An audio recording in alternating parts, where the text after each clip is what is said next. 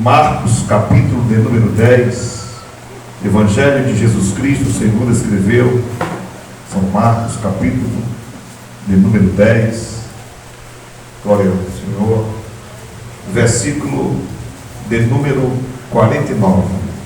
Marcos, capítulo 10. Não pare, não cesse de adorar o Senhor. Que seja esse o refrão da igreja nesta noite. O que eu quero é adorar. Aleluia. Então adore ao Senhor. Amém? Marcos capítulo 10 e o versículo de número 49, que diz assim: e Jesus, parando, disse que o chamasse. Aleluia. E Jesus, parando, disse que chamassem. E chamaram o cego, dizendo-lhe: o que é, igreja? Tem de bom ânimo. Que mais? Levanta-te, que ele te chama. Amém? Repita após mim, com essa voz linda que Deus me deu. Aleluia. Louvado seja o nome do Senhor. Dizendo-lhe: tem bom ânimo. Levanta-te, ele te chama. O versículo 51 diz assim: e Jesus falando disse-lhe: que queres que te faça? Antes de sentar, põe a mão no ombro do seu irmão que está ao seu lado, ou a sua irmã, e diga para ele: Jesus nesta noite está assinando um cheque em branco para você. Diga comigo: o que queres? Melhor, o que queres que eu te faça? Podeis sentar glorificando a nossa Senhora. Me botaram ao costume de entregar no fundo musical. Eu estou muito difícil aqui hoje. Se vocês arranhar um negócio aí, fica bom. Amém? Amém? Glória a Deus. E se não for um fundo musical, se for um fundo de adoração, fica melhor. Né, Jeová? Se for misturado com glória a Deus e aleluia, fica bem melhor. Amém? Glória a Deus.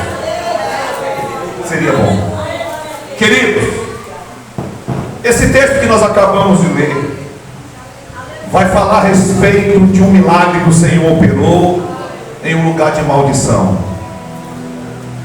Porque o nosso Deus, o Deus que nós servimos, Ele é perito para transformar maldição em bênção. Recebe esse Deus aí.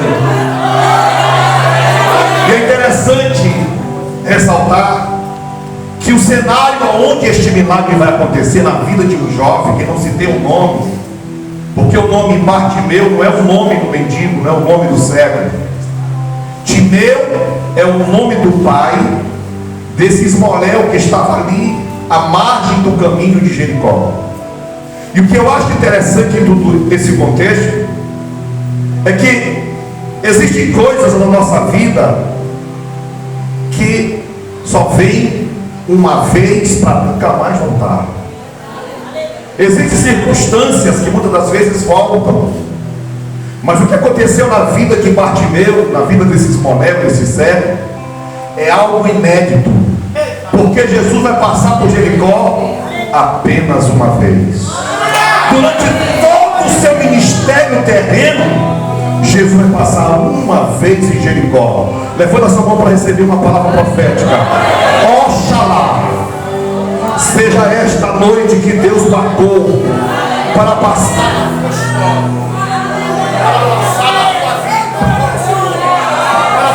esta noite sobre a tua casa, para que o milagre aconteça na sua vida. Deus nesta noite marcou um encontro com o seu povo. Adora o Senhor.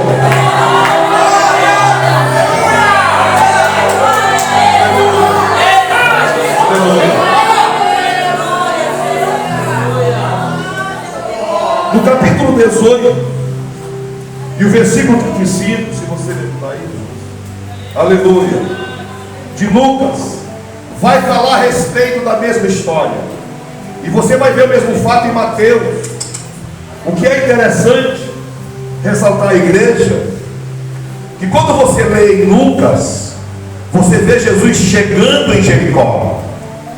E quando você lê aqui no texto que nós lemos, nos fala que era Jesus saindo de Jericó.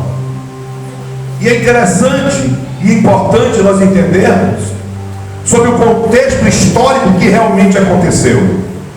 É que no capítulo 6 de Josué, no versículo de número 26, Josué, quando conquistou a cidade de Jericó e as muralhas caíram por terra, Josué lança uma palavra de maldição e diz assim: maldito é o homem que tornar reedificar essa cidade, que o seu filho primogênito morra na fundação do muro, e que o seu filho caçula morra quando for colocado os portões da cidade. E no capítulo 18, capítulo 16 de 1 Reis, versículo 34, no tempo de rei Acabe fez tudo o que parecia mal aos olhos do Senhor, mas entre todas as coisas que Acabe fez de mal, foi permitir que Eiel reedificasse a cidade de Jericó. E uma profecia predita por Josué há centenas de anos atrás aconteceram nos dias de Acabe, porque o filho mais velho, Abirão, morreu na fundação dos muros, e o mais moço, chamado Sequebe, morreu quando foi lançado o portão da cidade. Portanto, a reedificação de Jericó se dá em estado ou em local geograficamente diferenciado um do outro. Por isso, em Marcos fala entrando em Jericó, e em Lucas fala saindo de Jericó. Mas o importante é que Jesus passou na maldição daquele homem para mudar a história. E eu quero crer que nesta noite Deus tem uma palavra para o nosso coração, porque é hora de nós ouvirmos a voz do Senhor, que nos chama para nos levantarmos e estarmos de pé na sua presença. Timeu, pai deste cego que aqui está esmolando, era um homem conhecido na sociedade, um homem rico, e como judeu, como alguém influente, como alguém conhecedor das leis, era alguém que esperava e tinha uma esperança muito grande que o seu descendente, que o seu filho fosse alguém que o representasse. Mas para a tristeza do seu coração, os dias foram passando e foi se apercebendo que aquela criança, aquele sonho tão almejado, nasceu com uma deficiência visual. E isso era inaceitável, aleluia, dentro das leis.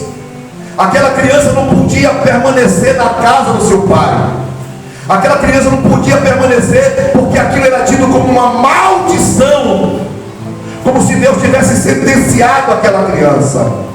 E aquela criança, filho de alguém rico, que foi ensinado acerca de um Deus que um dia visitaria o seu povo, que aprendeu a palavra do Senhor e que aguardava o Messias, que ouviu dos seus pais, aleluia, na escola bíblica dominical, que um dia o Deus se faria carne e ele visitaria o seu povo e teria o poder sobre as enfermidades. Aquele menino esperou na promessa do Senhor e não desperdiçou a única oportunidade, porque um dia em Jericó, sentado à margem do caminho, ele começou a ouvir o tropel de uma grande multidão. Quem pode glorificar o Senhor Jesus que vive nesta noite? E ele é acostumado a ouvir o tropel de multidões, mas aquele tropel chamou a atenção daquele momento, daquele jovem que ali estava. E ele começa a perguntar o que é que está acontecendo, que barulho era aquele que ele estava ouvindo, que ruído era aquele que ele estava ouvindo. E os que ali estavam diziam: é Jesus que está passando aqui por Jericó. Aleluia. Essa multidão é a multidão que caminha com Cristo. Este barulho que você está ouvindo é o barulho de alguém que vem, aleluia, em o nome do Senhor. E aquele cego, ouvindo o tropel daquela multidão, começou a clamar. E olha o conhecimento teológico que ele tinha. Ele diz: Jesus, filho de Davi, tem misericórdia de mim. Ele tinha esperança. ele estava aguardando o dia da